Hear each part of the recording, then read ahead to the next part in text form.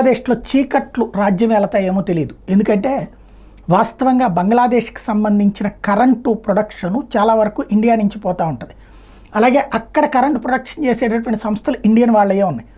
వాళ్ళకి భారతదేశం గ్యారంటీ ఇచ్చింది. అంటే ఒకవేళ కరెంట్ అక్కడ వాడేసుకుంటుంది ప్రభుత్వం, వాళ్ళు బిల్లు కడతారు, ఒకవేళ కట్టలేకపోతే భారతదేశం కడుతుంది అన్నటువంటి రూట్లో హామీలు ఇస్తూ వచ్చింది ఇంతకాలం పాటు.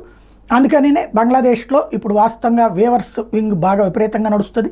రెడీమేడ్ ప్రపంచవ్యాప్తంగా ప్రముఖ బ్రాండ్లన్నీ అక్కడే తయారవుతుంటాయి. ఎందుకని అంటే పవర్ ప్రాబ్లం లేకుండా 24 hours పవర్ నడిచింది. ఇప్పుడు అక్కడ చీకట్లో రాజ్యం వెళ్తున్నాయి. ఎందుకంటే ప్రభుత్వం మారిపోయింది, కొత్త ప్రభుత్వం డబ్బులు ఇస్తుందో లేదో తెలియదు, తెలియకుండా కరెంట్ ఎక్కడి నుంచి ఇస్తారు. దాంతో కరెంటు ఇవ్వడం అనేది తగ్గించేశారు. దానికి తోడు భారత ప్రభుత్వం దానికి సంబంధించినటువంటి గ్యారంటీ ఏదైతే ఇప్పటిదాకా బంగ్లాదేశ్ ప్రభుత్వం కరెంటు వాడకానికి ఇచ్చిన గ్యారంటీని ఉపసంహరించుకుంటూ నిర్ణయం తీసుకుంది.